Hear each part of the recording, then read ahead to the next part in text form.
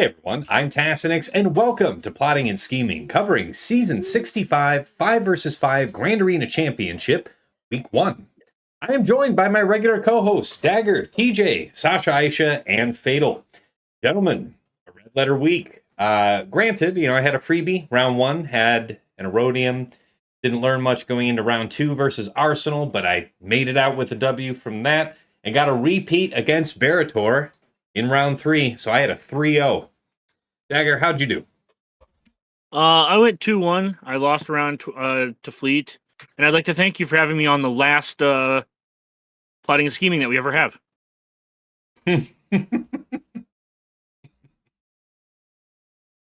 Fantastic. Yeah. All right. For the record, we're recording this on April 1st, for those who aren't aware. Yeah, I assumed it was something I was missing. I was just going to let it wash over me like a wave, but Sorry, I feel cleaner now, so it's good. Somebody had to make the joke. Yeah, I'm sure. You and the Relic 10s with you. Mm-hmm. Dude, I want Relic 10 so bad, man. This meta needs a shift so bad, and I bet R10 would be just amazing at just ripping the meta apart. Yeah, we'll because see. It's like, if it benefited like attackers or something, it's like, oh my, like attackers are just like, I guess we're R9ing them for 200 offense, guys. I just want the 7-dot mods to drop. I do not have an alternative agenda. That's fair. That's fair. No, I'm also with that. Anything to shift the meta even a little bit, man. Okay. All right. I want ship datacrons. I figure we're just gonna all start talking negative, Nancy. So I would love ship datacrons or ship mods. Anything to allow me to change the speed orders of my fleet and maybe change something. To make ships actually an interactive game mode? Yeah, as opposed to this like PvE solitaire game mode where like if I fail my Empire versus Profundity and you don't fail yours, I lose. So now we've moved from at least from the horror stories to just our wish list. That's cool. Mm-hmm. Mm-hmm. Yeah, I just want it to be a meaningful part of GAC.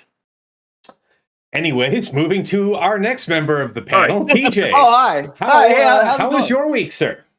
It's 2-1. I'm not gonna complain. I was walking into round 3 with dread because it was like such a whatever. But then after you and I talked, Tass, and we'll talk about it. That round 3 for me was super eventful. Based on what I found, so I'm actually excited to talk about the week and what I think the season is going to be now. Okay, nice. All right, Sasha Aisha, how was your week? Good. I had multiple real matches. I went 3-0. So yeah, it was fun. I had a good match against a friend of the show, Brilliant Zid. So that was a good one. And then I had a match with my weekly match with Aesop. So yeah, it was fun. All right. And Fatal. Yes, you're showing us that he's fighting Zid. When you said friend of the show, he went to his GAC screen. Yeah, I got Zid for round 1. By the way, spoiler, folks. At long last, your boy has clawed and scrabbled and scraped his way back up to the top bracket. It's been like a year. No April Fools, man. No April Fools. No Welcome jokes. Tass no back games. to the show, and you can see a Sasha Tass fight. This is the real deal, guys. I look forward to just staring you right in the eyes and saying, "You'll shoot your eye out, kid," and then say, "Ho, ho, ho." I don't know if anybody remembers that reference, but absolutely love that reference. Thank you. Don't age me. Mm-hmm. But yeah, I used to allow you to call me old, so I'm going to say I don't know what you're talking about. A well and orderly transitioned introductory sequence. Sorry, what was that? This podcast sponsored by TBS. Fantastic. Well, Fatal. TBS aside, how was your week? 2-1, and I think could strongly argue that it should have been a 3-0, but I don't know, man. It was the first round. I wasn't on my A game, but like it all could have just been prevented if I just was using a match planner. I was just spaced the fuck out and kept on scrolling past Darth Bane and other like powerful teams looking for ways to clear. Got it. Yeah, that was not my best performance, but I didn't get cleared all 3 rounds. So that's awesome. My lesson is use Darth Bane if you're looking to clear. If you're in a clear to win situation, you should probably use that guy. Mm-hmm. I don't know. I hear he's like magma cheese. I still have not used that once. I actually probably could have used that too, but it just doesn't exist in my brain. So I actually put all the effort into remodding that team, which is a lot more difficult when everything's R9. Or it took like an actual amount of like testing with the Datacron and remodding a few times to get the sortie thing set up. But yay, I guess. That's half armor left. I won't get You back. you set up something that you'll never use, but it looks cool on paper. Yeah, exactly.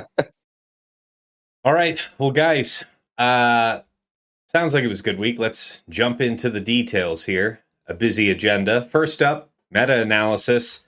So, Tales of Woe and Valor against a bunch of interesting teams. Let's first talk about Balin on defense. So, I encountered him just once, one real round, round 3. I'd heard tell that Jabba was kind of a slam dunk, and there must be conditions to it. Or maybe I butchered the fight. I think I have the fight right here. I want you guys to have a look at it. But I heard that this was a dunk, and then it was not. And then I took it out with Slacker easily afterwards. But yeah, have a watch. So I'm thinking probably get this, buff immunity out. I haven't been hit with any heavy debuffs where it's like I should dispel. Do that. Okay, 1, 2. Okay, I get rid of that. Buff up. Boom. All right. So, yeah. So I think we can all agree there was a lot of counterplay and opportunity to have strategized differently. I knew this was coming because he already told me this. I will say that if this is something you are planning to do, whatever your Hutcraft Elcron you were going to take against this was not the one you should take. Not you specifically. Sure. I'm saying that if you're going to take this fight, I feel like the only mechanic that matters is how much bulk can you jam on your team. I think that's good. Yeah. And I'm just saying, like, treat it like almost like a JML fight. Like, what's the most or whatever health you can add or aggregate survivability you can add? Because I also watched somebody get 2 sides just, what's her name, did her push, and it's like, all right, I'm really glad that you did. Wait, is this 3v5? Did I start this 3v5? Mm-hmm. I do want to know if that would change if you were doing maybe the Cadcron. Or if you were doing, and again, I would call that the better one, and I know Dagger's been calling it like. I looked at the data for patterns on it, and I saw like a Mob Enforcer cron, a CAD cron, this is why I'm asking, right? I got you. Light side bulk with Scando and Boosh, because Chrysander and Job aren't going to die to that. Or if they do, Chrysander's going to come That's a good back. call too. That's So what I wanted to ask, just from the point of the fight and how fast it was swapped over to being underdogged. Also, it might just be that the Mass Assist the calling the Mass Assist might be better off Rip, because it allows you to target one person and put a bunch of thermals on them with Boosh Basic. So that way, when you do Boosh's bomb, you might actually kill somebody. Okay. I don't know. Yeah. What you showed us was a definitive go fuck yourself. So I'm like, I don't have a good answer. Yeah. You know what I mean? I'm open to maybe the middle. Maybe. I mean, certainly what I did didn't work, so you've got me there. So I'm going to go. Yeah, sorry. A couple of things. Just please. No, in taking on that Balin squad, I saw. I think I saw it twice, but like I went to Bane, and Bane ended up being a very quick and easy solution, although the numbers kind of bear out that there's definitely risk involved with it. But Bane was the option that I went with. The fascinating thing that I started to see as I dug around a bit in the data during lunch today was that the Gungans do well against Balin, and not necessarily. In fact, the data is at its worst when it's against the 2 Bad Batch mercs as the 4th and 5th. But Gungans on offense, like they're, for a while we were kind of lamenting their like loss of relevance, and boy, they're back, baby. There are a number of appealing targets for Gungans right now, but Balin's certainly one of them. Yeah, I've seen that the win percentage is not that high on it, so I think like well qualified applicants only need apply on that fight is what I kind of feel. I just feel like you can lose that. I've been doing. Yes, you can. I've been doing that fight for a while now. I would definitely say you are liable for your own progress. Right. I had Afterthought Gungans, and I actually was able to still win sometimes with Afterthought Gungans, but pretty quickly realized a couple months ago that like, hey, this is some real shit. You're going to be doing this a lot probably. You're going to see a lot of Balin, and I juiced up Tarpoles and Boomidir, and you will feel the difference, and it'll help you a lot. I have had some Balin fights where I do Boomidir AoE and they just all fucking die. And when you say juice it up, what was your focus for the two? Crit damage, offense, crit chance.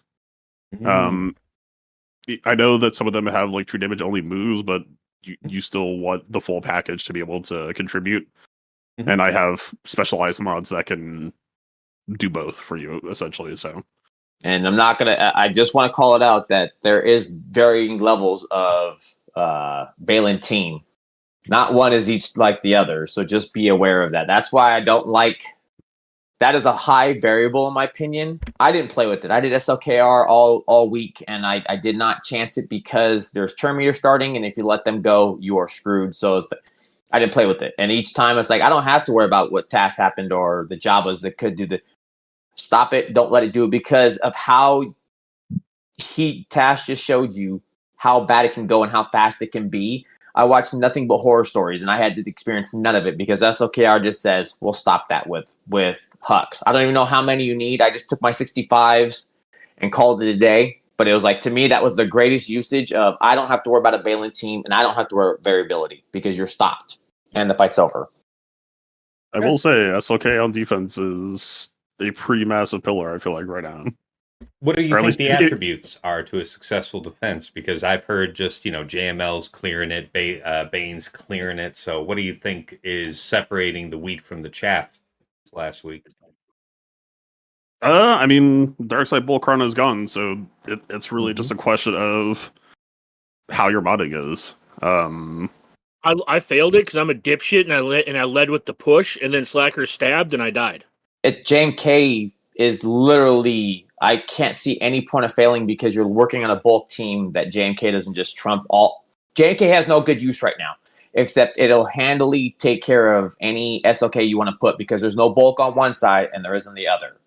And when you drop them, and I'm telling you, I did variations of it, and it's an easy fight, and JMK has a calling right now. So that's where it's, to me, SLK has a good place because it'll able to do things, and no form of SLK that I've seen or you can put is going to handily stop a JMK with bulk. And if you have Catcron, it just and with Jabba being pulled off defense, there's not really like a safety valve reason you really need it. So if your opponent sets Slacker, you're like, cool, I have the answer. And if they don't set Slacker, you're like, all right, cool, let me just overkill this other random team. Yeah. At this point, I think we're just talking about playstyle differences because all the teams that you guys are mentioning is teams that I'm posting. I guess so. Let me just say, like, Afra is like eating up a lot of Jabbas that I've seen, and I've seen it with multiple different Datacron comps. Yep. You can watch it on Tass's stream where I have my team modded incorrect. A, my team's modded incorrectly. B, I took Darth Vader instead of a 5th droid, and I didn't have the right L6 on my Datacron, and I still like just walked it. And I was trying different things and watching different fights, and it didn't matter. People were doing HK Cron, still working. IPD Cron, still working. And I took HK with the HK Cron, and HK Tass was there. He threw his bombs on just Jabba and Chrysanthemum. I don't know if I'm not seeing the same stuff. I don't know if I'm fully batting for Jabba defense. I'm still like messing around with it. But that should be something we talk about. Thanks. If we're going to talk about Jabba, I just want to say I was talking with some people on Fatal server, and there's a Darkside level 3 that says whenever you take damage from a health percent effect, you gain 2 life or gain 2% health. And I don't know if Night Sisters can actually kill a Jabba with that on it.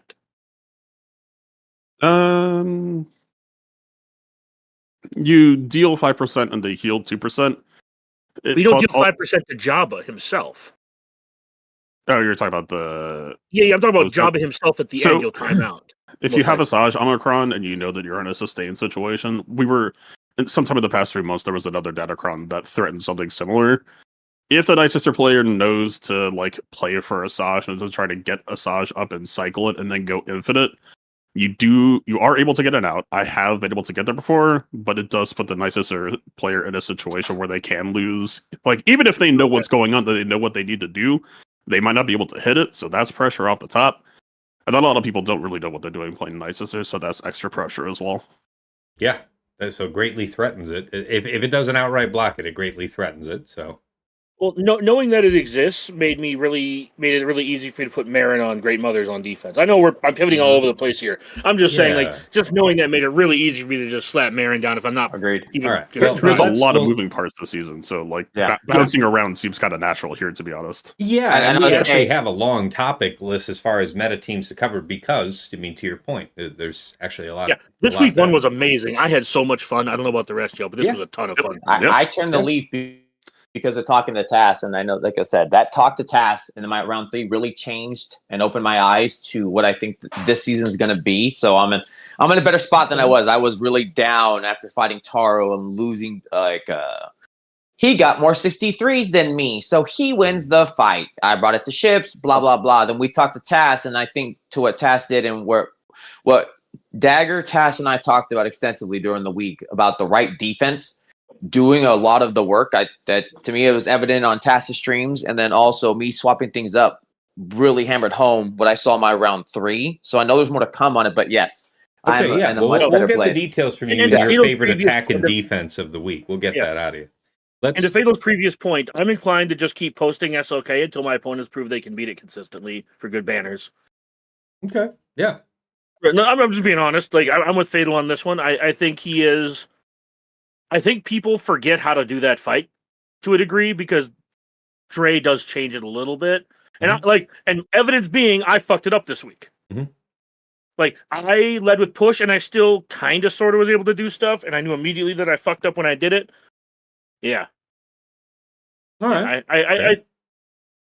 Also don't take JKR like a dipshit like I did because he'll be hard to focus.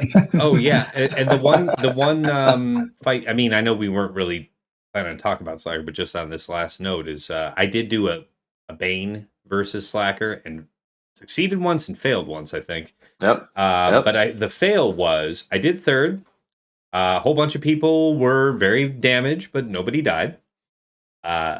They smacked the crap out of my side tune and it died, and then Bane got another turn, and then I did third again, whereas I should have done middle.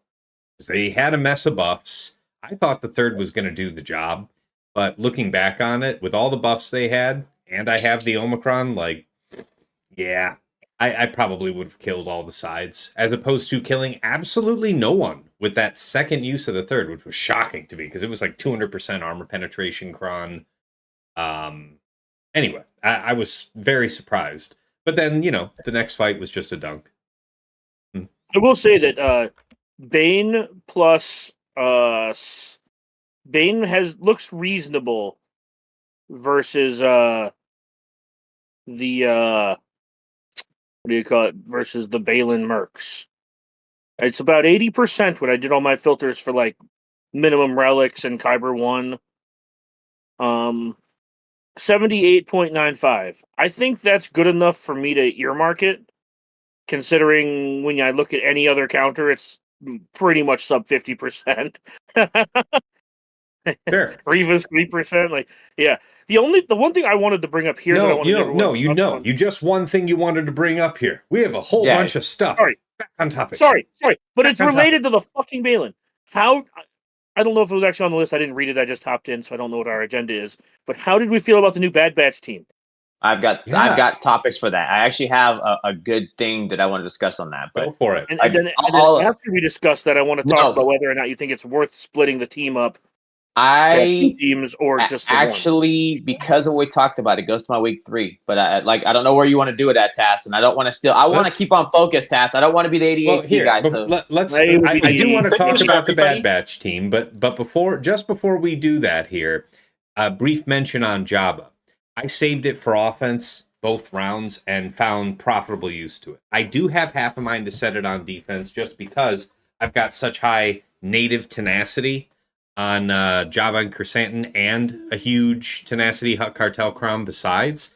There was nothing that I used it to kill that I couldn't have otherwise found a way around. So I did not feel like I had a huge calling for it on offense, but I accept that it's not great on defense because I've been beating them with Afra. Others have been, to say nothing of, Night Sister's still working. What you guys got on that, on Java? Afra did every time I saw it. Basically. Right. It's basically. Go ahead, Sasha. No, go ahead, TJ. I'll go after you. No, I want to hear what you have to say because your fight is a different one. Sure. Yeah. These were data points against all R9 stuff, but they were. I brought LV Malthron, RG, and Piet, and just kind of blasted through everything. And I found that Hut Cartel 6 kind of an optimized Java squad wasn't an issue. I don't know if there is a such thing in fives right now as a thing called optimized. And that's my problem of a concern, is that no matter the Aesop cron, the Sasha cron, I have tweaked every little character that's R9 with a la dagger, and now I have 200% tenacity on top of it. Stops where, I didn't get to land anything, but I'm still going to take my 60 or 59 or whatever, and it's fine for this team. But I also, to your point, TAS, if you can find the right calling for offense, I would not call it the Balin because I've seen the horror story and I still think that's a Gungan level. You can still fail, but if you can find a good team like it's your Queen Killer or it's like one of these key defensive teams, that to me starts to call the point of, I'm not going to let you just kill it with my Afra no matter what I do. I'll go kill your good Queen team. Or one of these high B teams. That's what I want to see if there's any digging. That's why I asked about, that's cool with the idea that Dagger brought up about doing the light side bulk setup or whatever it is, right? And having the light side characters because then your people are safe. That's cool. That can be done because we do have some things like that. That's a good calling to me. Okay. Any other notes there on Java? All right. Next it item. might just be posted top front for me next week if I can't think of a relevant trade, because at least it's get your 61 with Afra here. At least it's -4 banners. Mm-hmm. Fair. That's fair. All right. Now, TJ, we are now at the Fugitive Omega team. So, sound off. What you got? All right.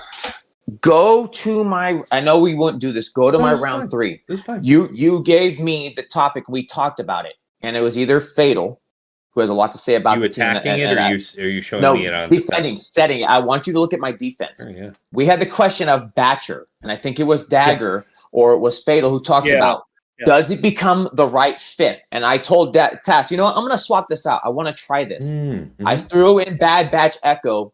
Look at the teams of what it does. And look at where it holds. And just they use this. And I'm like, look at my defense. My defense said, fuck you and what you thought you were taking with the one change. Does Batcher become the weakest character on the team? And do we play the game of, because I faced a standard Omega as the 5th character in place of Batcher, and that was a good team. But I'm like, Bad Batch Echo, man, we've talked about it before. I think there's something here to the merit of it. And I really do feel like playing with the construct of the 5, I like this, and I don't think every fight is the same. Well, I like this here, this specifically, because I've seen somebody manage to clear mine that has Batcher in it with Afra, with, I want to say, a couple characters down. It wasn't clean, but it was doable. Whereas, they did survive when they attacked mine. This one wiped out. This isn't an original thought that I had. I am 100% sure. I'm 100% copying to the. I'm sure I'm not the only one who's had this thought. But I remember bringing this up to TJ and Task because I used this team in Conquest to do some stuff, and I'm just like, Batcher just doesn't feel like he adds a ton. So I started trying other Bad Batch characters, and Echo and old school Omega definitely felt better when you were trying to execute with the team on offense. I can't speak for it in GAC with the Omis or how it interacts on defense, but I did posit that to the group here that I thought that either one of those might be better than Batcher. And that's what I took it away. And I would want to hear Fatal's thought as somebody who's more invested with the actual individual, like the individual characters, the kits, and then the team as a whole. But this was really telling to me of just making one small tweak really fucked with who I was facing. And I'm not saying it's the best thing. I'm not calling it like there's a better option. And it's like you should be putting a properly modded Batcher back in and taking out said character. But this was cool to see. And that's why I said playing with the fight changed the question. And then changing the question, he had a 6-shot my Flamega team. And that, when you ask me, is like Balin or this, I'll go this because I'm now really fucking with a total construct. And there's a Datacron that tops with it. Okay. Good stuff. Any other notes there on new Bad Batch team? You can. I have defense. I have that posted on defense if you want to see more. Please, would love to. Where are we going to? Match one, it just got Bam Sonod, but 2 and 3.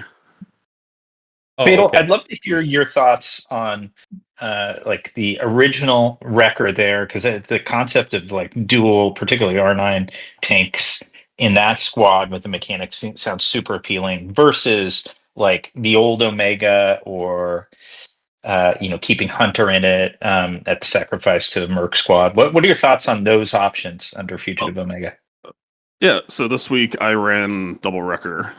And specifically, one thing that I would note just right off the bat that I think is a little bit small and a little bit adorable, but it is kind of the dynamic here is, so if you know Echo's unique, you know that you heal when a Bad Batch member gives a clone trooper member a buff. And that counts for target practice. So basically what I'm trying to do with this team to some degree is I was actually just staking out a gamble that they weren't going to use a GL on it, but also knowing full damn well that I had a defense backing that if they were going to use a GL on it, they were going to regret it in approximately 40 minutes. So, like, to answer y'all's question, I don't think that there is a right or wrong answer. You're really just changing the texture of the squad. I do like Echo here defensively just because, we have a team that's hyper reactive and it's oftentimes just a question of what are you going to do with it. Mm-hmm. The choice between Wrecker 1, Wrecker 2, or both is tough. I do like Omega here. I really... Sorry, I'm a little bit sick. Doing all right. I do think that, like, this team specifically that you're seeing right now is not actually that great at cycling Crosshair. I might specifically swap over to Ampbag just to get a little bit more guaranteed. That's a good idea.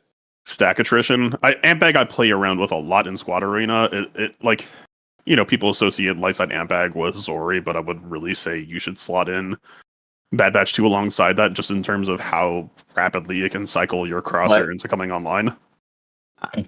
I want to call out how good this is to what Fatal's talking about, because the question of where do your mercs go is answered by what Fatal has done by Also, doing really the setup.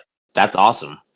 Also, really quick on this, looking at the data, if we extol Balin, coin flip, Bow, coin flip, nothing better than 60% that's not a GL. I'll tell you what I did use, and I talked to Tass about it. That's not true. Gas, I guess, is 3 out of 4. So, but I'll tell you what I worked in it. So I would want to ask what Fatal thinks about this, but what I took was janky Seer Malicos. And I call it janky because I was like, I'll pull all the pieces. Cal had a higher calling with Ray this week.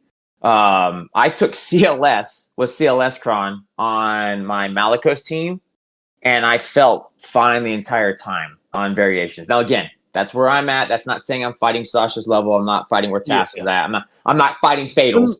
I'm simply looking at the good. data, so I definitely get that.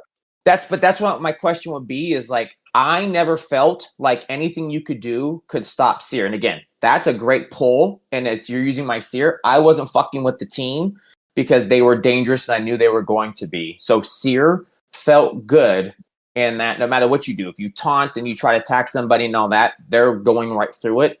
And then it did take me a little bit. And I will call that out. I was thinking 3 to 4 minutes or whatever in, but I still walked away with good banners and a good assessment of the team, no matter what they would try to do. General Skywalker is my more immediate concern. Seer feeling good there is kind of by design. Right. It's good. Yeah, I mean, at least it's good to know that Yeah. it takes something of the likes of Seer that's not a I'll GLP. specifically, for context, my bad batch was sitting bottom front wall, so Mm-hmm. Yeah. So, Yeah. No, this is my nice. follow up to this conversation is: how do we feel about putting the two new mercenaries on Balin? Because Tass watched me do it twice, basically. Just Balin plus scraps versus the very best Ray team you can offer is relatively easy right now. That's what I did. So, yeah, It so was just to the point. Yeah. having kind of a dunk on Ray means that like your star killer has the ability to flex out. Plus, I saw Fatal posted. I've really loved posting Seer on defense with Maul. It's been I think I only had one opponent that actually fought it, but looking at other people who've posted it, it looks very relatively prohibitive to what Fatal was saying. If you can set teams up front that people would just prefer to GL, it takes away a lot of options that they could have for the back wall. all 3 rounds did exactly what you see in that image, where they took a 53 with Set the Turtle Emperor, which I thought was like that is banner bleed to the point where it's practically a hold. Mm-hmm. Yeah.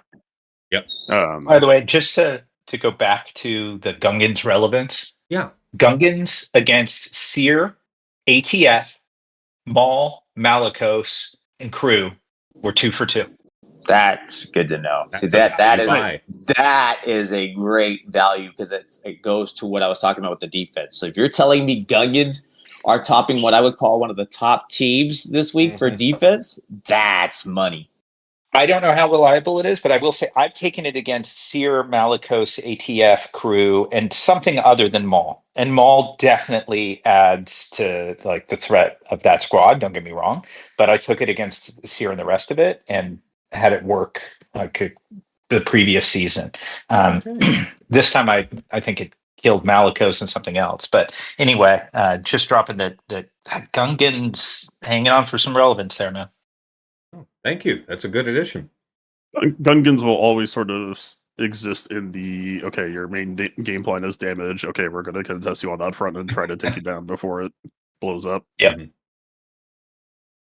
All right, next topic on the list. This one we probably don't have a lot new on, but Great Mothers. I've seen folks get through it with Malgus. I've seen some folks fail with Malgus. I still think that if you're confident in your Afra versus Jabba, there's still a strong role for Marin there to impede Malgus, especially if the Kron that you're setting still has bulk on it, then even more so.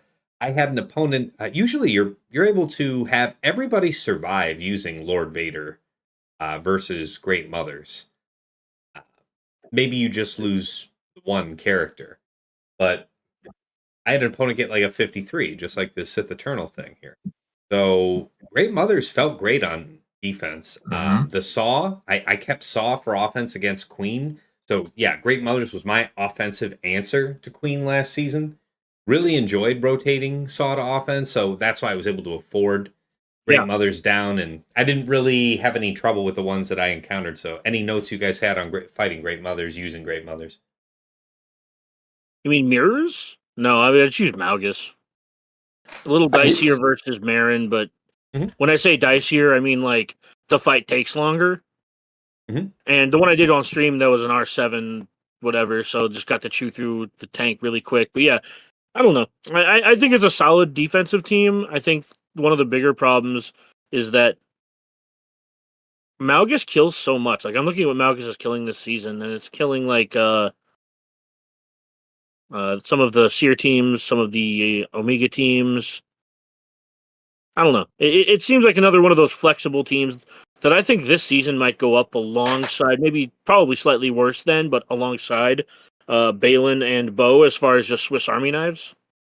So I think making your opponent use Balin takes a flexible option off the table. I do think there's what I would call Great Mothers proper. Fatal called it out in one of his streams. I thought it was really relevant, and it is with the Marin setup. And I do think it is the Marin with and so no Night Sisters doing your job. And Marin goes there with the DTP and the Spirit. Feels like the most optimal. So I would call it the most proper Great Mothers because it it did God's work in my opinion. Where I didn't have to do JMK versus, let's say, an SLK or something else, JMK went on to the mothers. And even that was beating my team up because it still does work, but I wanted something I knew was going to do well. So it's the protection region. I talked about it when Marin first came out. That Marin had a lot of shiny shit going on, but that protection clause was deeply fucked up. And here we are now where we have a nice sister team that is very interested in dragging the fight out. And I'm fucking struggling here because it would do a great ease to me if I can get Great Mothers off of defense and replay Marin. Yes. And it's like I can't it is strictly worse if I take Marin off of this. The only hope would be like some massive protection crowd and then just be like, all right, well, you're not getting regen, but I gave you a little bit extra to start the fight off with. Bye. But that's what I said. And then I watched you, Fatal, come up and saw the person like, oh, they set the good setup for, and you specifically called it out. And like, yeah, that's the money shot. That's what I'm seeing. And that's what it feels like to me is when you put the proper one there, you're in for a world of hurt that may not work out. And I think there are good pieces in the Datacrons right now that play with the fight as well. And yes, bulk is there.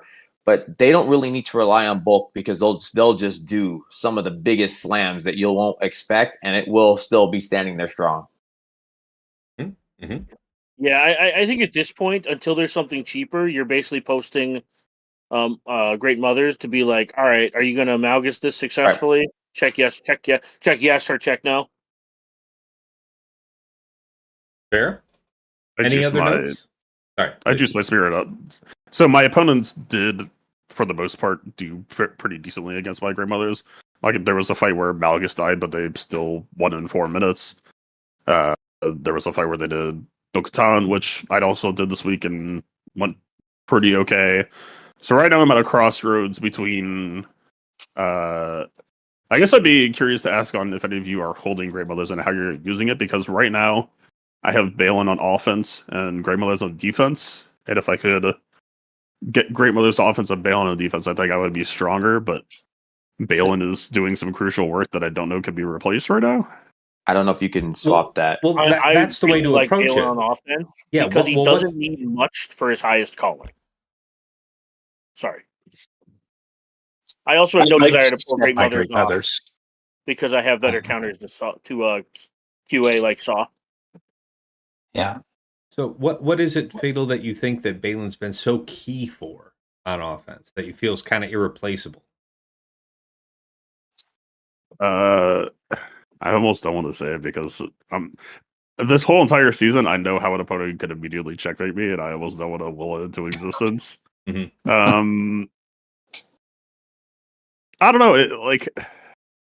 I guess the biggest thing for me is double Ahsoka is kind of a problem for me right now. Uh-huh. Is what it boils down to. So double Ahsoka is a problem for your Balin, because I thought that was one of her more favorable, his favorable matchups when she's there. I'm saying my Balin is parked on offense because if I don't have Balin, I'm not sure that I will survive the GAC. Yeah. I guess the double Ahsoka squad. That is a great other option. You're talking about Rey Fulcrum stuff. I've taken Great Mothers against full Monty, double, with ATF Kron, Ahsoka, and it is rough. But I one shot against Aesop's. This is last season that I did it. If I can hit that, I juice the fuck out of my spirit for the one shot. That is kind of what I'm gunning for right now. If I could minus Great Mothers plus Balin on defense. But I'm just gonna echo Fatal's point that was the break glass for me, where it was like Dagger's keeping, like he said, janky Balin team, and it's taking out Zed, blah blah blah. It's holding there. It will take out the Ahsoka and do the dirt there. Those are two big flexes that I would agree. If you can do the mothers, that's the idea, is that what you have to kill the mothers is very limited, right? It's a very narrow margin of you can use this team or this team, and both can still have a chance to fail. But I understand it, but it's like when Sasha says, I was able to do this against Aesop, that is One, let me comment Yeah, this. let, This is let me Sasha. double check. Let me double check because But I this want to is make my sure it's thing. not threes I'm thinking of. So But the- I'll look Fatal and I'll circle I back. saw it happen. I will say I did Yeah, see somebody else do it. Yeah, I mean, like I would love to post Balin on defense. I mean, I Yep. don't set as heavy as Fatal, but I would love for an opportunity to set Balin on defense. But the fact that you can 3 people plus 2 bodies, any version of Yeah. Rey or any version of Ahsoka, Yeah. just kind of makes it really hard for me to justify setting Yes. it. So I definitely like if Great Mothers can take out Ahsoka, I guess Leia can take out most versions of Rey. That is yeah. that is your. Can you answer that question? And if it fails, then what? Yeah. So yeah, it goes to the can versus will reliably, Yeah. and that's what Yeah. and I mean, Fatal's think about it the right way. It's like, I mean, if you know that's a leg you need to stand on, do you really want it to be that shaky? So I'm going through to try and find it, Fatal. I'm not seeing it, but that was my question to Tass. It's like that's where I said Tass had the sweet spot in my opinion for this week. Where for me it was like I don't feel like I can answer this task. I can't do what you're doing for that spot of are you willing to risk it? It's like if I get the one bad match of what it was, and I told Tass I literally sat for 30 minutes fighting on a Jabba fight, like do I or don't I? Because I do this happened and I've had my horror story. It's like what is my answer for that? And I ought to lose. Mm-hmm. So I just dropped the link into that. It was February 4th, season 62. Yeah, 5v5. And yeah, I used Great Mothers, and it took 5 minutes and 6 seconds, but it was a one shot. Like, Okay, that's kind of if anybody is going to be comfortable coming down to the wire in a tough match, it's Fatal. So you're the last person I would hesitate to say this thing is going to cause blood This pressure is the issues. part you have to do with like 10 minutes left in the round. So you say that, and Fatal was literally commenting on his streams, where it's like, man, these fights are actually taking a long time, and Fatal's telling you that because he lives on the whim of boom, boom, boom, fight, and he's like, man, these are actually taking a long time for me to do now, and this is not the same thing. Well, that's the nature. Like, I don't know if it's fair to say that we are in a super team meta, but I think myself and a lot of people are trying to play as if it is and just seeing how it sits. Yeah. And these fights are fucking crunchy. They're lasting like 3 or 4 minutes per fight for like 4 consecutive fights, and it's just like, God damn it. Yes, but that was me because I had to fight a Fatal match that way in my round 3, and the dude was trying to beat me out. I had him on points, but yes, every fight was 4 minutes and 5 seconds. And I'm like, I'll just take less banners, but I'm still gonna get it. But yes, and it felt just like that. Mm-hmm. Why this week has felt so fun is because it feels like the fights require some amount of babysitting. Yeah. Right. You have to pay attention, and you have to like, and this is going to lead right into the next topic, Taz. Don't worry, because one of the things that I know that that I've started to try to look for is opportunities to use things like Saw versus QA, because I watched somebody fail with Great Mothers versus QA, and if I reserved Great Mothers for QA and failed, I'd be pissed. I'd be upsetty spaghetti over that. You know what I mean? Saved a meta team and got pile driven. So I'll tell you my Great Mother thought, and this may be relevant to you, Fatal, although in most cases it wouldn't because you've got other tactics here that you've frankly patented. But what I did going in, and normally I wouldn't say this because whoever I'm playing is probably listening to this, but I wanted to pull my Great Mothers for this week, and I have everybody in the top bracket has pretty much been setting. God damn it! Now, Tass, I realize when I say That's this, right. Yes, that's right. I'm lurking. I'm right here. I'll be honest with you, bro. Content over competition. Here's be honest with you. I was going to pay attention in this segment, whether or not we were in the same bracket. We are in the same bracket. What do you guys think? Should I just go ahead and say what I was going to do, or no? I do like the content. Fatal outed himself. I encourage you to out yourself. All right. So for the heck of it, so I won't use it against you, probably, Tass, or maybe I will keep you guessing. But I jacked up the tenacity on my Knights Trooper, my DTP, and my Spirit, and I have a high tenacity DC. that I am confident will eat through a Hut Cartel level 6 of any way, shape, or form. So Oh, I see what you're doing. Oh, yeah. See that? only Java that lands speaks. debts, nobody else does. Yeah. And it you eat through Chrysanthemum pretty quickly because you've got Doomed on him, and you just go 1, 2, 3, 4, 5 through that. So anyway, I think I probably just ruined it, but anyway, that was my thought. I like Like it. it did require getting tenacity post. So you have the base tenacity of the character. You get 30% tenacity from Great Mother Lead. You get 30% from Morgan Unique. Plus, let's say a tidy 185% from a just very naturally rolled Datacron, for a combined tenacity minimum of 330, I think, across, or 325. Don't worry, Sasha. No one who you'll ever fight listens to this program. Right. At all. They might be on it, but they don't listen. Yeah. All right. So anyway, that was the thought. But Fatal, you've got 20 different better strategies to take out Jabba. But that was my thought. That sounds like a good one for good banners, at least. That's my point. To be fair, good banner answers to Jabba are in high demand. That's the key. My only option was Afra, and if the Afra fight was starting to look questionable, I was just fighting bullets. The hater strategy.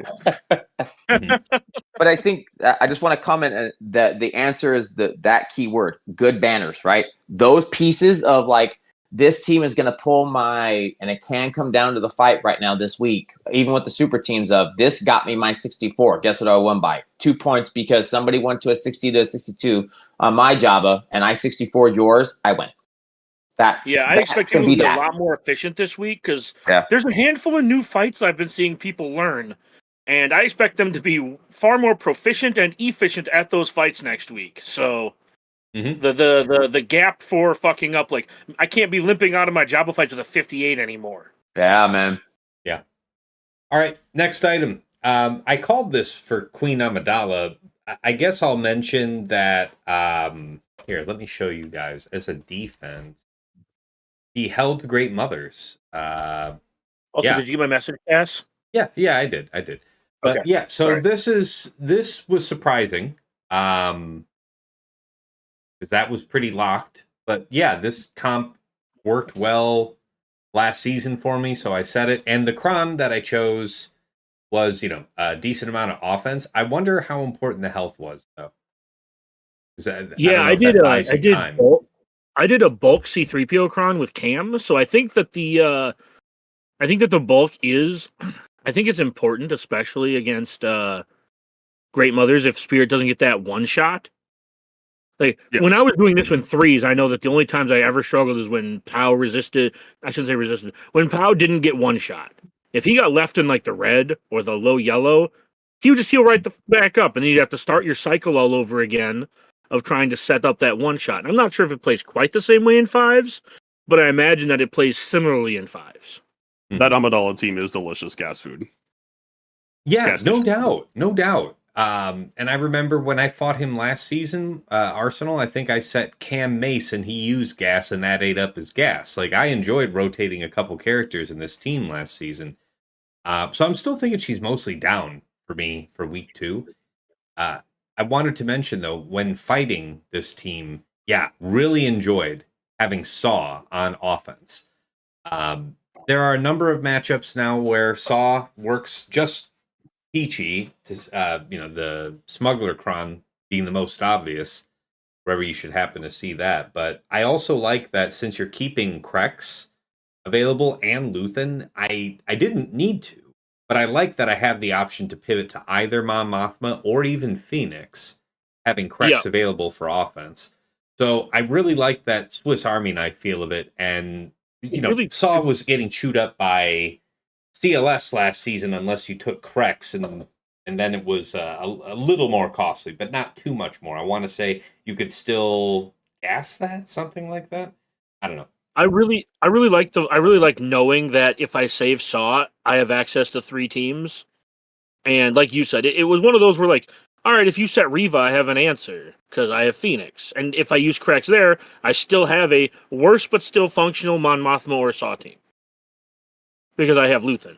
So yeah, like you said, I really, and I didn't get to saw any QAs because people have kind of pulled it because they see people being able to saw it. I'm not saying everyone will, but the people who are more cheesy have been pulling it, right? The people who set lighter, they don't want you to be able to trade a bad team for good banners for their good team, and it has done some good stuff on offense. So I mean, like, I'm not here to judge if people want to do that. But yeah, I really do agree with you with the flexibility of the pieces on offense. It does give me peace of mind as well, knowing that I have an extra Lord Vader counter. Fair. I just doubled down. I'm so pissed at myself that I didn't do this like 7 weeks ago. But yeah, I got Amidala holds all 3 rounds, and I'm a fucking idiot. So it took me this long to remember to figure it out. But I was already in on Grandmaster Yoda, and Grandmaster Yoda Relic 9 really abuses this current Datacron set. So I'm kind of just in for the money. Geomite R9 is actually a good choice anyways. He's so squishy, give me a little extra bulk, a little bit extra offense. Yeah, you get the, like 10k health converted to like 2,000 offense on with Cam in the squad. Yeah. Yeah, I held against Great Mothers. I got multiple holds against Gas, like hard holds. There's a hold against Seer that's on the screen right now. Oh yeah, that too. He's like, oh, that one wasn't impressive. I didn't care about that is nice. That is nice. I like it. So did you say multiple holds against Gas? Because that's the thing that scares me with the GMY is all those buffs, but it worked against Gas for you, Fatal? Not just Gas.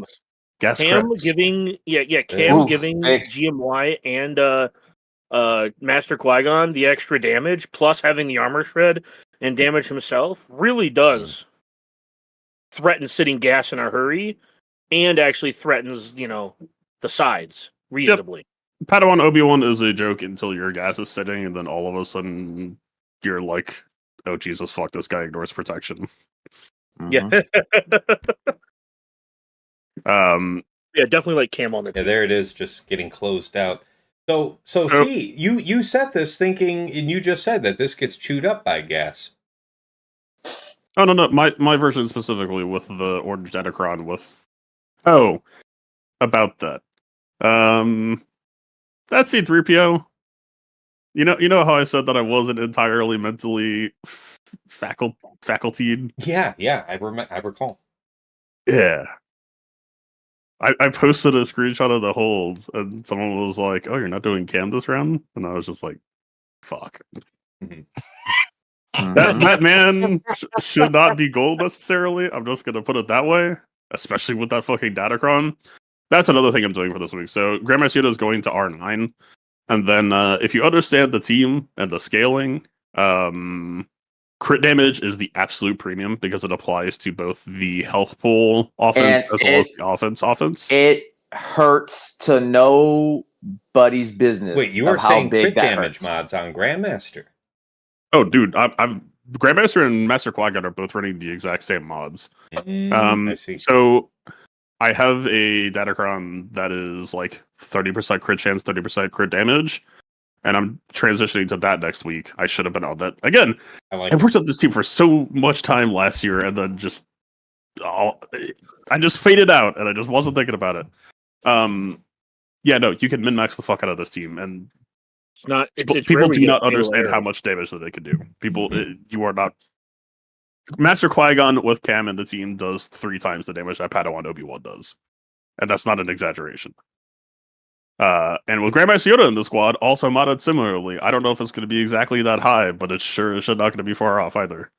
But when you can't touch them because of the damn foresight or whatever else is doing to the fight, and you're just sitting there while your team is just fading away. So yes, but just add mechanics, Fatal, to what you're saying as well. Of, by the way, you'll never get to touch the team, and also you're dead. I don't entirely know how I beat Gas Crux with a debuffer without the extra offense. So this hold was very funny. A very serious Datacron for it too. I would have thought this would have been a lock. Well, I mean, even if Cam wasn't present juicing the offense, my Master Qui-Gon is still built to throw hands. So I guess And Yoda was too, for what that's worth. So like they were missing a solid chunk of offense, but I guess it's still the principle is still there. But yeah, we talk about with the light side Bulkron, that's a huge spike to their offense. And then you talk about that coming in a set where you simultaneously have access to crit chance and crit damage on the stats. It's just extremely gross. So I like it. All right. Appreciate that one, guys. Next up, this is very popular team this week. I enjoyed this. I have it written as Karth, but I guess the important thing to talk about is Zalbar Omicron in 5 versus 5. Don't set the team. Yes. Don't set so as far as he gets Karth, beaten by Night Sisters, Maul, Iden. Don't set the team. yeah, Karth drew. I had folks that were saving a couple decent teams that they had left over, so I had somebody use Gungans on it, Queen Amidala in another match.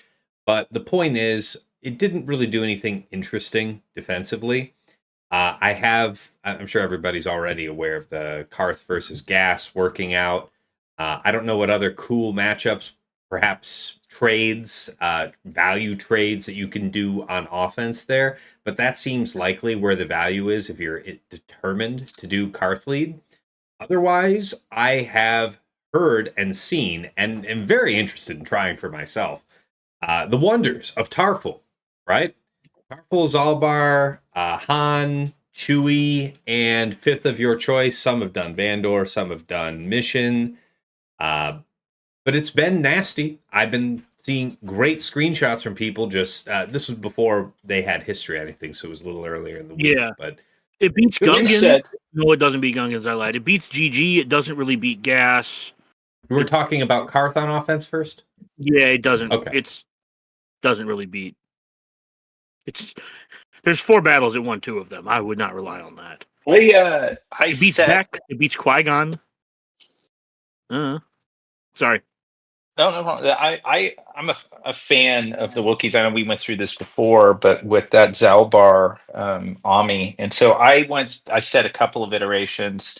Set one a full Wookiees, and then if you look at my match with Aesop, I switched it around to one that I thought was just a little fun, and went Smuggler with a Nest Cron, and Nest is the 5th instead of Chewie. And the first one I set the original Chewie as the 5th. Which the nice thing is, it prevents crits on Tarful, but the Smuggler Cron it drew Treya, but it was able to kill. I think what did it get? Got his Talon, yeah, got his Talon. So there's something to it. Not saying it's a world beater, but there's some meaningful survivability plus the frustration of the dodge on level 6 if you don't have something putting debuffs up. Makes sense. Yeah, the only cheap thing beating Tarful is Zori. Other than that, it's like Starkiller, Afra for Bad Banners, Treya, JML, Lord Vader, QA. I'm looking at data for Tarful, and I'm seeing Bad Batch winning, CLS winning, Zori winning. Mm-hmm. Oh yeah, I have it filtered by R7, and the only filter I have is Tarful lead with Zalbar Omi. So now, Tarful, Zalbar with Omi, Kyber 1, Division 1, minimum relic 7. Is that setting like Han and Chewie in there in those comps that you're seeing just getting dusted out? Because I did see a pretty strong pattern of Tarful, Zalbar, Han, Chewie +1.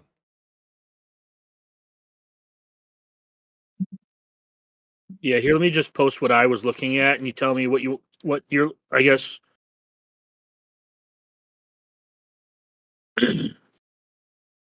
Yeah, this is what I was looking at. Mm-hmm. 10 fights total. It's not like it's a large sample size, but no holds. All it is R7 plus Tarful lead with Zalbar Omi. Yeah, there. Not a lot of this was getting fought. 7. Yeah. We're not going to have a lot of data here to look. Yeah, I'm just saying, like, this looks solid, is I guess what I'm trying to say. If Zori's the cheapest thing that works, and I'm sure that that's not 100%, considering that this Wookiee team could be much better by adding a Han Solo or a Vet Han. So, yeah, I think this is where I'll be interested in trying this on defense if I'm so inclined. But if you're doing Fatal's sort of heavier defensive style, this probably doesn't have a spot for you.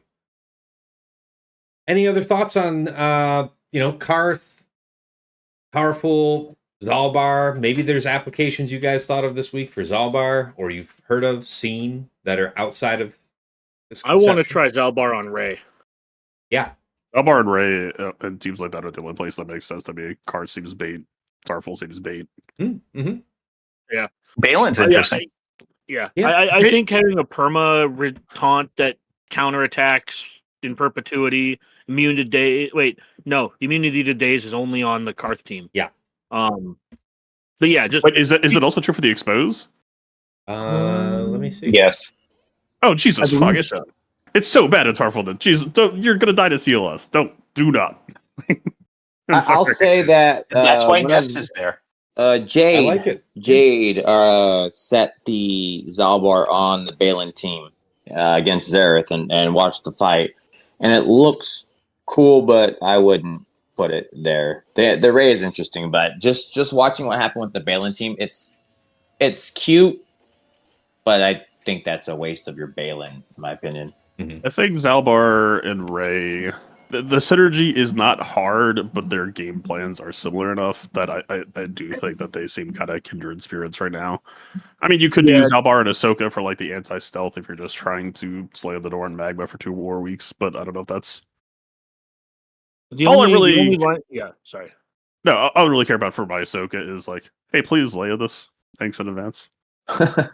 Yeah, the only line of text you get under Ray outside of his like base unique, which is the 25 CA and the prot for the dots, is he gains retribution and taunts for 1 turn at the start of battle. Whenever he loses retribution or taunt, he regains it. Whenever he attacks out of turn, inflict a dot for 2 turns on all enemies which can't be evaded or resisted. Enemies with defense up. Enemies can't gain defense up or stealth. So Yeah, CLS will fucking mow Tarful. Yeah, I don't see a lot of value to Tarful, especially if that Zori thing holds any water too. Like, if I get to use a team I wasn't otherwise using to beat a team that you're setting on defense, yay. Fair. It's the same reason with Karth being able to get Idened. It's like I'm just not a fan of setting a team that my opponent can use something they weren't planning to use. I get why people want the novelty, but I'm not gonna say it's worth of its thought. Yeah. Fair. All right, guys. Last but not least, in meta analysis, you know, we couldn't do it justice to not talk about Bam Sana, right? So on defense, for me, he got 1 shot in 1 round and then took 5 attacks to clear on the other round. Didn't feel like I was missing the offensive power specifically, except where I wanted to do BKM and wished I had Bam to take on Gungans, because I didn't think, something tells me, as tough as that's been historically for me to A, win, and B, get the 65. Yeah, I didn't want to attempt BKM without Bam. So what you guys say about Bam Sana? How'd you use him? Anything interesting? You know, what you got? Can you pull up my JML versus Sana that you streamed? Yes. Give me a sec.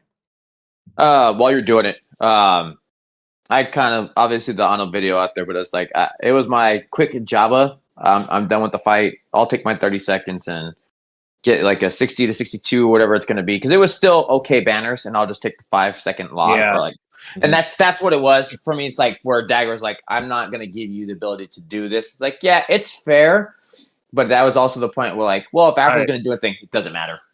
All right. Well, let's have a look at this fight on screen. This would have been my fight of the week. Okay, sure. Yeah. Because it was bad. It was very bad.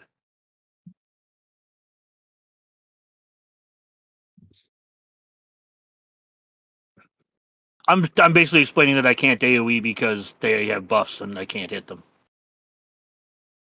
Although it might have been better to do that just for the turn meter. Yeah, this was... Oh,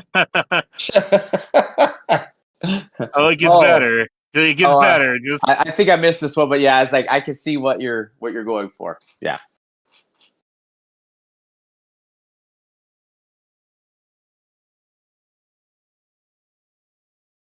Yeah, and then here I am stuck, and here That's so bad too, to force the DI and have the mark on it. I think you actually kicked out of existence by Kira. Yeah, that too. So isn't this the class? There was some matchup years ago where this happened. You have to not cooldown increase Bam.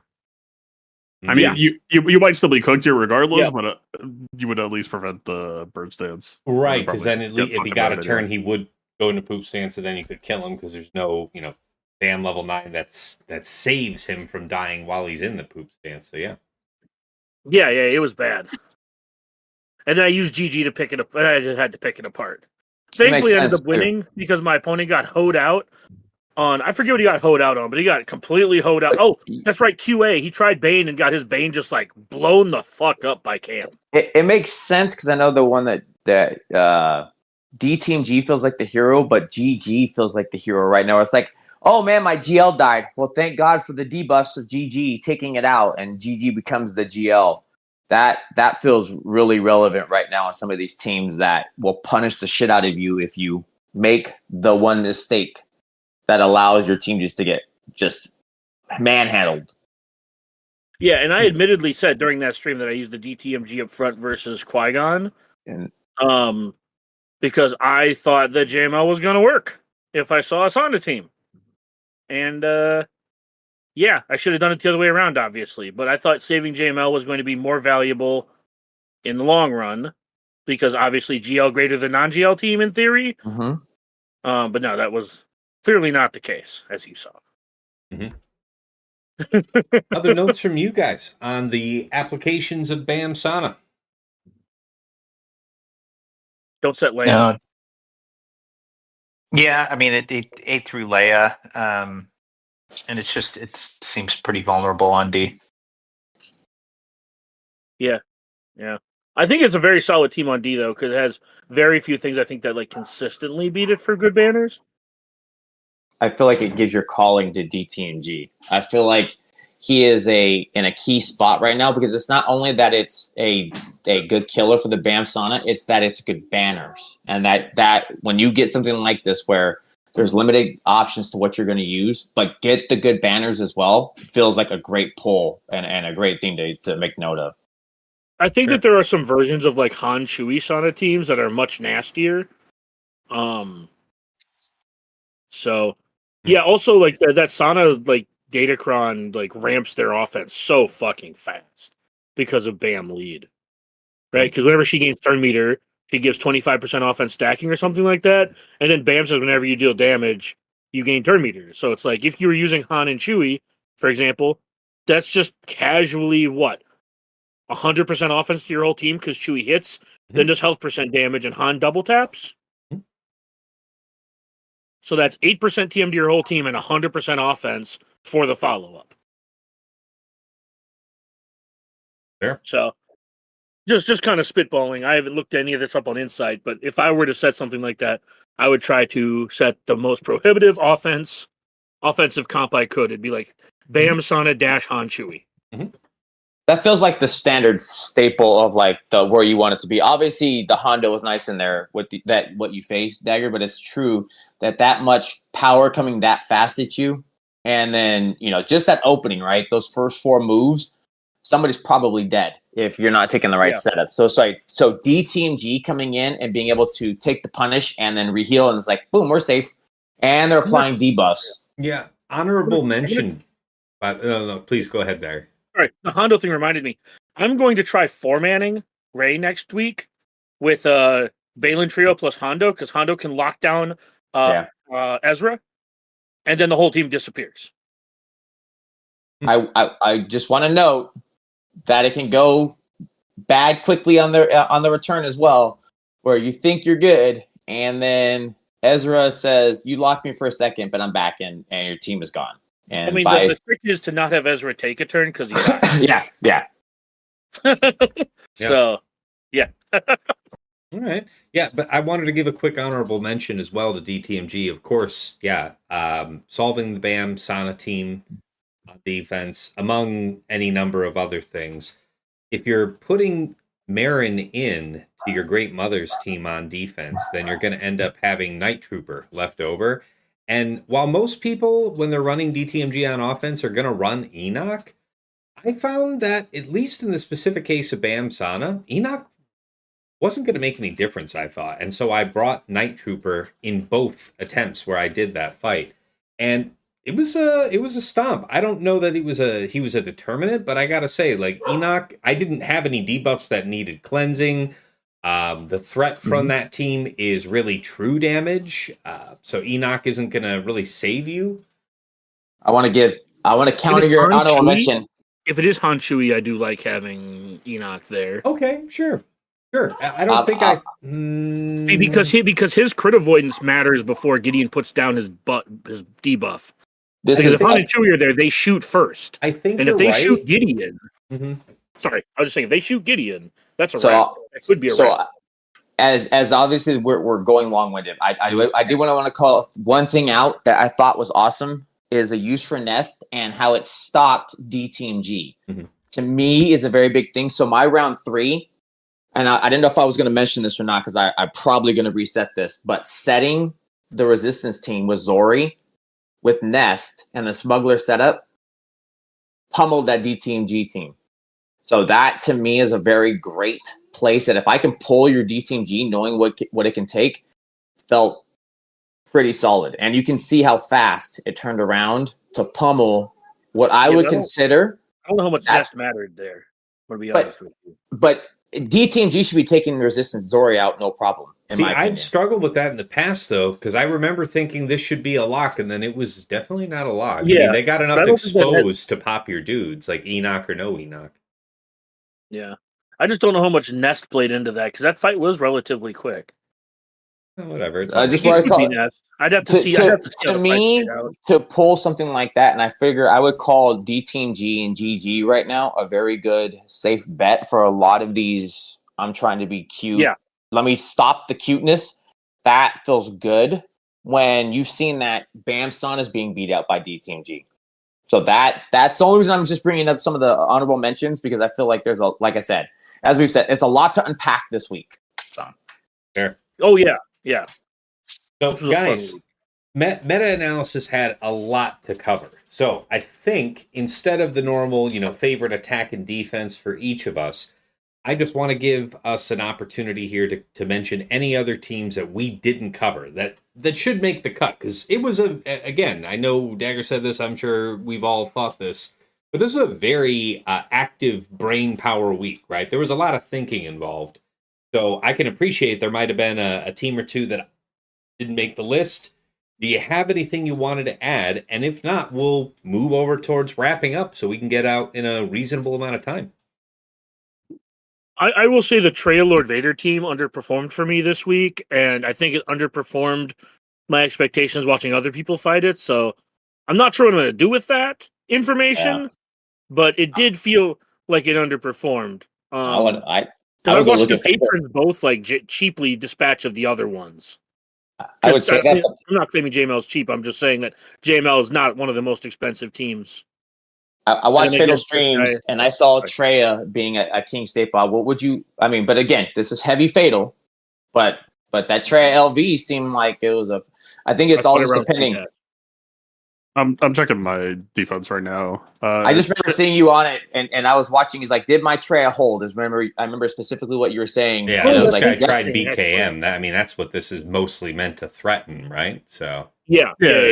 It's trying to slam the door shut on BKM. It's really just trying to slam the door shut on most non-GLs, or at least like if you're going to try a non-GL, then that was my. I mean, I faced it all week, and it was like that's where I'm putting my Bane. I'll take my 65 for the Bane there, just because you don't have to worry about the fight on it. But it's like it's still.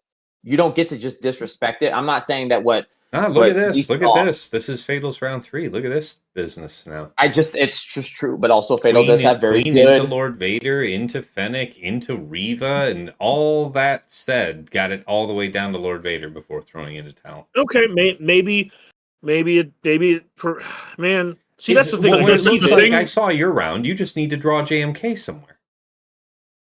The thing that I will say is your patrons JML'd each other. The thing that I will say is I tend to build talented Traya more aggressively. So I don't know if that adds any sauce here at all. That's the sauce I wanted to add for you is the fact that you have had the thing of legends where your Traya was killing LV. So I would call your modding, that would be a variable. But like I said, you have good relics and other things in there. But it's like, I'm still just pointing out that not all of us had the luck or the setup that it did. It's still a formidable team in the right hands, and it can still put the work in to where you don't get to be disrespecting it, and it's going to either eat up a good counter and or make you and keep you locked down. What you see here. It takes the investment to be sure, but if you could just get to a point where, I effectively have kept them on kind of the same mods ever since the LV counter, and then kind of 3v3 with cutting Nihilus and having them both just being on damage. Whether or not you're posting them on defense, even if you're running them on offense, having Treya deal, basically just one-shot somebody with her first special, it's a pretty nice thing to have. And people clown on Talon's damage, but don't clown on something that you're not putting your elbow grease on, because she does do damage. Now, what do you think that mark looks like for her in our neck of the woods? Would you, I know with a lot of effort you can push her up to or above perhaps 13k special offense. Really, the hard part here is crit chance secondaries and ideally crit damage triangle on both of them. Okay. That would be tough, yeah. Yeah, it's specialized mods, but this has been ramping up on more and more characters for me. I'm doing it on Master Qui-Gon. I'm doing it on Grandmaster Yoda. Yeah. Was it 2024 or 2023 was the year of crit chance, and it is only kind of continued to be a thing. Mm-hmm. So, yep, I think if you're able to tap into it, we have these hyper investment special damage dealers that need the extra help, but if you can give it to them, you really do feel the end results. Fair. I think you call it perfectly just to call it super team. This screams super team. It is, so it's like, there you go. So that's really all this season has been so far, is just trying to make teams really the strategy or the philosophy behind this is just try to increase the bar significantly, that even squads like Malgus are kind of getting boxed out, and your options are super limited, but you're hoping that your opponent's options are limited as well. Limiter. Mm-hmm. All right. If no one else has a team, I'm curious to see, because I don't believe I got an answer to this. Is there more value to keeping the Bad Batch team the way it is, or are you next week trying to create, like Super Team mentioned, putting the Bad Batch with Balin? I know Fatal answered it for himself, but I'm curious to what the rest of the people think about the value there, because I personally lean towards the data this last week shows that pretty much only GLs are doing well versus the new Bad Batch team. So it's just trying to figure out the right 5th or 4th and 5th, as opposed to the Balin team is also prohibitive, but they're both technically prohibitive. So it's like... Mm-hmm. Right. No. I'm just saying, if you look at my screen here, I feel like I think all of us had some level of performance. Now, you could say that it was just week 1 testing things out, but all of us had some level of performance out of Fugitive Omega. And I'm inclined to keep that. I am inclined to try the Echo thing, because I kept it the pure new Bad Batch team with Batcher. I didn't really even experiment with that, so I feel like I have incentive to do that. And then when I see that, look how well L3 and Hondo did for me here against Bane and JML. What else? Did he try anything else? I think he threw in after just those 2 on that. But it's, he set a decent defense on me. He didn't have a ton of tries to be able to get through that. But I feel kind of what you're saying. Like, I'm not feeling the pull for it. Like, I did get caught out by the super team. Not saying it's bad. I just feel like footprint wise, I'm thinking the Fugitive Omega team offers more challenge than a lot of the other competing options for the same board space. I'm going to call it depends, because I saw what Fatal did, and him putting different mixtures of some good relic OG Bad Batch under that.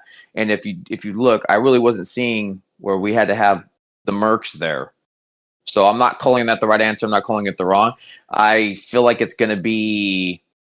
It depends specifically for me on who I see and what they're using, Because if they have the right answer where it doesn't matter what I'm going to set, then I don't see a reason to go all in just for them to top it off for something that I know is going to kill it for good banners. You don't necessarily have to package deal them either. You could go Hunter without Wrecker. You could go true. Sana. Like Balin has a few options available to him right now. Right. Yeah, that was kind of my thought. Like, obviously, it depends on what your opponent's going to use, but like, Yeah. if we're trying to create the most robust defense possible in a vacuum, do you think it ends? Do you think that includes both of these? Well, either one of the. If you're only going to set, does it include both of these teams combined? One of these teams, like Fatal said, which piece are you pulling off of Bad Batch? If you're putting like Hunter on the mercenary team just to activate the. How does that team look if you're pulling Hunter? Like, are you putting Omega, old school Omega, and Echo in, or are you putting double Wrecker plus Echo? Like, what does that team look like, Fatal, if you're pulling Hunter off of the new Bad Batch team? So Hunter is there with his Datacron as kind of the aggressive starter to kick the Balin TM train off extra early. That just helps the team put on a lot of pressure. Wrecker is largely there for the defense on his unique, in my opinion. I don't think he adds too much. I mean, I think he's a pre-taunt or whatever, but like, like he's got a disarm. I'm not discounting his kit, but I think for the role that he largely serves, it's his own stacking defense to himself as well as the defense that he grabs to the team. Just helps bulwark a bit, helps make the team more annoying to kill. So there's a world where you could like only run a Hunter because you're like, well, I'll just try to stay aggressive or whatever. I'm sure there's like, if you do inside research and like look at various things, you could probably see. I think Sada favored slightly better than Hunter in terms of non-GL matchup tables. But that's just a question of cost. I haven't really used Sana in any legitimate way for the Sana BAM stuff, so I don't really mind spending Sana. I mean, the reason I'm bringing up some of this is I just respect out my Drogon. So my Leia's been punching down all last week. Like, it was just kicking the crap out of like whatever shitter team that was left. And I wouldn't mind assigning it to Rays, which would free up my Balin to rotate to defense. And that's why I'm asking this question. I mean, yeah, all my opponents that watch this, you're getting some free information out of me for my plans this week. Honestly, I do think that we're kind of reaching a point defensively where we have a variety of multi-tool teams that I hesitate to say it, but there's actually probably some really good benefit out of like scouting and like adjusting your tool set. Is that what we do here? I didn't know that Fatal using the S word. I mean, I enjoyed scouting. It's just a fast track to burnout. Fair. All right, well, guys, thank you. Really robust conversation today. There's so much to look forward to in this new week, but it is about time to wrap things up. Sasha, I know you had to get going here soon. I'd love for you to kick us off with your takeaways and final thoughts going into week 2. Sure. Thanks, Bass. Appreciate it. I had actually, I'll put it into context because I was really kind of a bit worn down by the last 3v3 season, and at least my perception has stated the meta. And honestly, to a level where like I didn't engage much in the off week, and I came really close to not signing up for this week, like deliberately for the first week of this season, just saying, maybe I just need to take a week and refresh. And I had a couple buddies ping me just like, hey, don't forget to sign up. I'm like, yeah, what the heck, let's do it. I'm really glad I did. Like, I'm in a much better spot. I had fun. And that's not necessarily just about like the results of those matches, but like everything that, we've just been talking about the last few moments here of like, there's some really stimulating options, some room for creativity. And like a number of times, like I made decisions based on what I thought was going to be more fun than necessarily competitively advantageous. And like, I didn't get punished for those, which was nice. And so like I'm in a sort of a bounce back, really good space at the moment. And as I look at like the next week coming up, and what I'm kind of like steeling myself for is like I love, and I think we all really enjoy the uncertainty and the variability, the unsolved attribute of the meta in the first week, and then that slowly gets solved as we progress. And I'm hoping that there are enough variables out there, enough tricks to be played in this current meta that this is going to last a couple more weeks, and I'm optimistic about that. So yeah, just like a good spot. And then I guess my sign off note will be: I really hope I get to play this week, Task. That would be just a ton of fun. It's been too long, my friend. So I think that would be great. And I guess the only thing I ask is make sure you set your job if you would. And yeah, looking forward to it. We should have Fatal set both of your defenses. You know what? That might be a chaos factor I could embrace. Dude, that was so much fun. We'll when see Sasha if Fatal did has that time for for us. something like that, if that should happen. But I got Zid in round one, so we'll see. Fatal, do you know what we're referring to? By the way, there was a match that was it TJ, you and Task? Me and Task, dude, and you set, and they each let me set their defense for them. Dude, that was that such a pain in the ass, but it was so, dude, it was so good. Sasha just set all the teams they wanted to use on offense on defense. Yeah. It was fun. Yeah. Not that bad, but yeah. So Fatal, maybe at some point, if you're game, that would be fun. If some of the rest of us, not including you, face one another, that we let you go a mad scientist against all of us. Well, that's the thing that they're. Is there house rules? Is like, do both boards have to be symmetrical? No. How do you decide the rules ahead of time? If and when this should happen, we can think of whatever we want if you're concerned about it. But like, but how do you get ahead of the win trading allegation? There is none. Illusion. You literally we all trust each other here. I mean, I'm just looking. I'm fucking. Yeah. I ideally, it's a fun exercise. Ideally, we would be able, like, it would be great if you're also available, Fatal, when we actually do go live, but you would tell us in advance what we set it, and then if you're able to join us, great, but if not, we'll just trade fights on the front wall 1-for-1, basically, and then once the front walls are clear, we'll, go 2Z, 3Z or something like that from there. But that it was fun. It's only one time we got to do that. We'd love to do it again. It was at some point down the line. Yeah. The only real rule that I would put into place if it were to happen to me would be I would prefer to be left with the tools to full clear and make me figure them out. I do like the idea of playing for a full clear. I know Fatal would probably have us fight over just half of the map if he had his way. But listen, Gom, I think, was the original heavy defense poster, and the thing that I will generally say is I draw the line. I do play to full clear and try to. Gom was that was a soft suggestion. That was not a priority. That dude, I remember facing Gom, and he was sports book. The amount of times I watched it. Yeah, the amount of times I watched that dude and he looked at his opponent's bottom front wall and said, "We're going to clear fleet." I will say this though: if we go ahead and do this at some point in the future, we can't do it on Fatal's time frame because we will blow through the end of the round by the time we're done with Tass's intro. There's no way. Fatal timing and Tass's intro do not jibe. Yeah, not at all. Not at all. Not at all. That's right. Starts on Wednesday and Monday. Well, I mean, obviously, it would never work because if we waited late in the round to do it, then we're running afoul of Fatal. That final hour is his. We know. Exactly. Everyone knows. Okay. Yeah. That last 22 minutes of GAC is for his full clear. Not now. It's 40 because he's got to do 4 minutes per fight. I got to jump, everybody. Hey, I'm actually making it up. Great conversation. Bye, you guys. Yeah, take care, Sasha. Appreciate you, man. Sorry, you were about to say something, Phil? I'm gonna make an effort to give myself some more time because.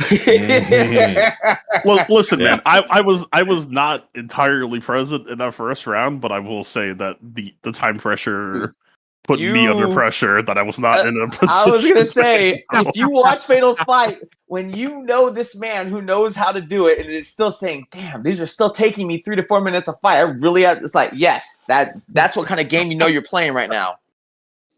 Fair. All right. Well. Thank you for all of that, Sasha. It was a good wrap up there. Dagger, how about you? your lessons learned from this week and what you're looking forward to applying in week 2. Any other words, gems for the people? Honestly, I think at this point, Sasha needs to start paying me rent because he basically took everything I was going to say. All right. Dagger has no original thoughts of his own. You heard it here first. Let's go, TJ. I normally get to go first, so I normally get to say this and have it be like, yeah, I echo what Dagger said, right? Like, no, but like, I had so much fun this week trying to puzzle out some of the stuff. I went 2-1. I had a bunch of fights. I streamed with Tash because I reached out to Tash and I'm like, I can do some of my GAC on your stream. And I was like, because I don't mind messing around because this week has been fun. Yep. No, I enjoyed that. I hope we can do that again. Double features have been fun. Some stuff, lost some stuff. I'm hoping that this next week is... I know it won't be as much fun because some of the stuff is solved, but as Sasha said, I hope that there's enough meaningful decisions through scouting and talking with, these gentlemen about what their plans are. I hope that there's enough decisions to be made where it feels like not only do I have autonomy and options, but that the fights that I'm going to be doing are fun. Because that was one of the things that I really enjoyed about this week the most. I've talked about it earlier, was a lot of these fights felt kind of, chunky. It felt like you had to pay attention. It felt like I was being rewarded for good decision making. I'm not saying I was making good decisions. I'm just saying I felt rewarded for taking the right team versus the right team, or taking a lesser counter but being able to punch it up because I played the fight correctly. I don't know. I really enjoyed that. I hope that continues next week. One of the things I'm looking forward to next week for sure is I remodded a couple things, and I really, really want to try and make some of this stuff work. I'm not going to... I already gave anybody who listens a look into what my plans are this week, so I'm not going to give all of it, but I have some stuff this week that I'm super excited to try based on .gg and insights. Because they gave us insights like a day early. So that means I got to do some remodding after like combing through history. And but my final thoughts would be what Fatal even alluded to, Mr. Burnout himself. It's almost like you get rewarded for scouting. Wisdom. All right, appreciate you. TJ, how about you?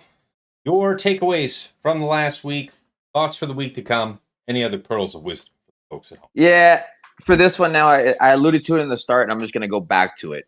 I really want to find the sweet spot of being uncomfortable with what my defense is doing and coming in with the just right. I feel like Cass, we spend a lot of time, again, I'm going to keep going back to this point. The three of us spent a lot of time coming up with what I would consider the sweet spot of the defense versus offense. Watched it on your stream go to perfection, what it was supposed to do. And it did it. And when you and I talked, I was unhappy with round 2 and got beat out by points because I let myself get to that. Went to round 3, gave myself, and that was, again, our 30-minute conversation of just a little bit of uncomfortable, but I was okay with where it was. And then this is what my round 3 was my favorite one, because it was such a sweet spot of my defense really worked. And I got myself into just an uncomfortable enough position where I still won, but it really taxed my opponent. That's where I want to get to this week again. And what Dagger talked about with fun, that was fun to me. And seeing that I could set a little heavier, not fatal. I'm not going into, let's not go crazy, but setting a little heavier and still come up with some good counters that were going to work, and watching and that paying off dividends for what it ended up being. So that's where I want to get to again this week. I'd like to get a little heavier on defense now, and maybe I get a little, little crazier to see where it gets to. But if I can get there, man, that is fun. And that's back to being a good GAC where we're not playing the efficiency game. And if I can make them be oppressed for what I get to do and I walk away on top, man, all the better. All right. Good notes. Appreciate you. Fatal. Last but not least, how about you? Lessons learned from this last week. Thoughts for the week to come.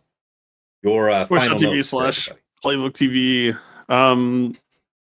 It was a really fun week. I am going to be monitoring whether or not this is kind of a repeat of last season, where I really enjoyed the first week of last 3v3, and then everything got solved pretty quick, and it was there wasn't really a whole lot of extra things to try once the solution came out. I will say I don't think it's going to be exactly that case. I actually think that the momentum is shifting between 5v5 and 3v3, where I think 5v5's meta is getting healthier and 3v3's is getting less healthy. This whole super seed thing, I get the feeling that it might be a little bit too early. I don't think we're fully in it yet, but we're close enough that even just gesturing at it can like force that dynamic in some cases, or like catch some people out there. Like, if you know the solution, then it might not actually be a good game plan at the moment. But for now, when it's not being known, you get that power, you get that the intimidation where it's just like, I can't fucking clear this. To slightly part the kimono, a CG kit just came out, and CG has openly stated that they want Lord Vader to be pretty difficult to clear by anything that isn't a GL. So if that vision comes to light, I imagine that will be another nice little block on the defense of, you know, trying to build up to a place where defense can stand strong. And like, you know, my offense is feeling it pretty damn badly right now. I know pretty rapidly whether or not I can clear. The answer is very often you cannot clear. But this to me is kind of the sign of a healthy 5v5 meta is I have sacrificed my own clear to try to cause them to sacrifice theirs, and that's the dynamic. It's not necessarily guaranteed that they can't clear, but, you know, if I'm a heavy poster and they're a light poster, then you expect that those things maybe balance out and even out. That it's sort of a balanced push and pull. So, yeah, I think it's interesting. I think 5v5 might be kind of back. All right, and, good. I hope you're right. Yeah, we'll see. Yeah. Now, I kind of overtalked you just for a second there when you were plugging for your channel. Please let the folks know where they can find you again this week. Twitch.tv/PlaybookTV. Appreciate you. Okay, and you know, for my part, I have to move between 2 or 3 defenses that were just weak, experimental. Rotations for position are for sure going to happen based on what I see my opponents using on offense last week. But I'd say, yeah, a good 3 or so of the squads are not going to be featured week 2 that were there week 1. Got to do some testing, and that was the intent. Very lucky to do that and still get the 3-0. So extremely grateful for that. But I've got what I needed to know, and some of these things aren't looking strong enough. Like Bam Sana. I threw Gungans back down. They just seem so amazing on offense this season, so probably not that again. Yeah, maybe not even a Karth or Tarful team, depending on who I'm fighting. Like, you know, round 1, I have Zid. Zid's usually got enough material on offense where he can deal with a very heavy defense, so something like Tarful probably doesn't have a place. So as always, scout your opponent, look for their patterns. Playing the person is, for me, the way to play the game. Check that out. All right, and of course, if you, well, first of all, you know, thanks to all my co-hosts for joining me here this evening. And yeah, if you're looking to catch me live, you can find me at twitch.tv/Tassinix. I also simulcast now on my YouTube channel whenever I do stream, so that's Tassinix Gaming, YouTube. Over on my YouTube channel, we do have a whole bunch of other Swugger-related content that I think you'd be interested in. Datacron set guide for set 20. I make that with Aesop Rock, the best Grand Arena player in the world, #1 ranked. I imagine we'll very soon be making a Datacron set guide video on the next set that is including these, what are they called? The enhanced Datacrons? Whatever they are. We'll be covering those, so look for those. We've got the mod guides on characters and factions that you have requested, the recent GAC Omicron tier list video, how to mod 1 and 2, the fundamentals to bring you on up from ground up to just maxed out mods, all that good stuff. All there on the channel. Anything you like there, please do give it a like if you enjoyed it, and hit subscribe to the channel if you want to see more. Otherwise, yeah, the Plotting and Scheming podcast is repeated there to the YouTube, but of course, it is native to Spotify. Wherever you find an episode, though, check the description. There is a link that you can use to plug it in to your own favorite podcast program and follow us there. Otherwise, if you want to go above and beyond the Call of Duty and support the channel, there are a few ways to do that. I have a Cash App that is $Tassinix. My PayPal is tassinix@gmail.com. But if you want to get some enhanced scouting tools, early access to some of my content, including plotting and scheming, and, a dedicated, inner patron community that is full of, GAC madmen, you'll have to check out my Patreon. Patreon.com/Tassinix. That's the wrong slide, Tass. We'll get there in a moment. Check out patreon.com/Tassinix. For any Upward Mobile Grand Arena player, there is something there of interest to you. At $5 a month, you enter the Tass House at VIP access level, where you get early access to the Plotting and Scheming podcast, which is coming out Friday mornings, 8 a.m. to the general audience. My patrons are getting it as early as Tuesday night, within hours of us recording, so it'll give you an edge on that first round. In addition, early access to the Datacron set guide videos, and of course, dedicated, Patreon chat on Discord, text and voice. You will usually find me lurking in there, so pop on in and say hi. Thank you so much to Andrew, Banja, Deadpool Cow 28, JJ's Productions Twitch, Jobin4527, Johnny B. Ottawa, Miasmal, Mus Ross, Rays Malvis, Sam Vimes, Sheepdog 47, Shake 23501, Squed, Stark Strategy Gamer, Sweens 14, and White Wolf. Moving on up to the $10 a month tier is VIP Access Plus, where you get a bundled Patreon access to me and to Omegabot. At the start of every one of my streams, I have a Megabot report pulled on my opponent because no other tool gives you such a powerful at-a-glance sense of your opponent's offensive and defensive tendencies. Anybody can use it for free to look at their opponent's last week of history and generate a report, but patrons can make a custom report with any number of weeks. You get a downloadable HTML version with links that you can click that go right back into swugga.gg or Insight, helping you further drill down on those specific fights, saving you more time. Thank you so much to Dobby, Esh Sotnikam, Loon, Snack Attack, and Striker. And moving on up to VIP Access Premium, that's $15 a month for the Double Bot Bundle. Some have said the greatest value bundle in all of Swugga, because you get a Patreon access to me, to Omegabot, and to Hot Utils, the #1 tool for your mass mod management and loadout creation.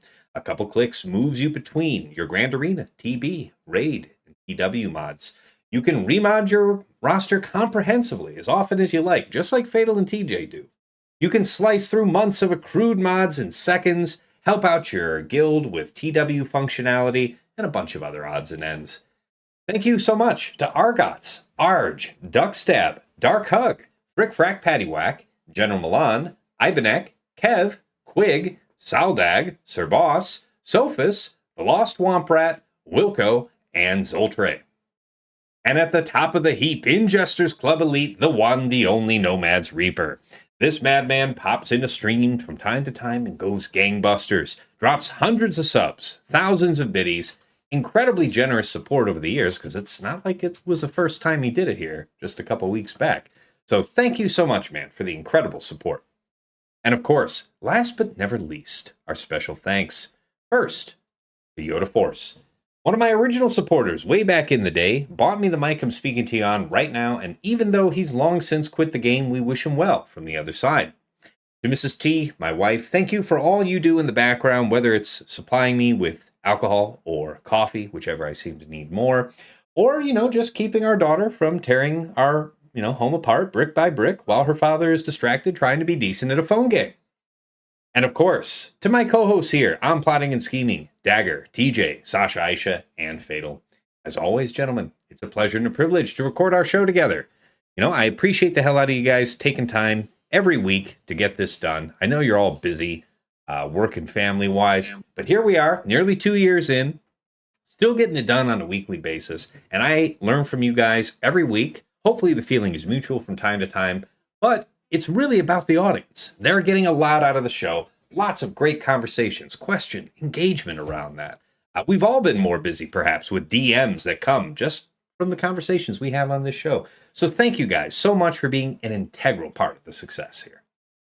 All right, moving back over to the main scene, that wraps us up.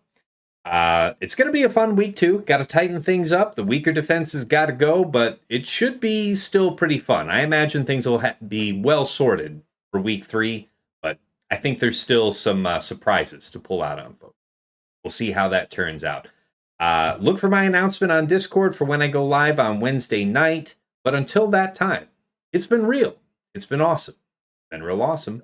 Take care.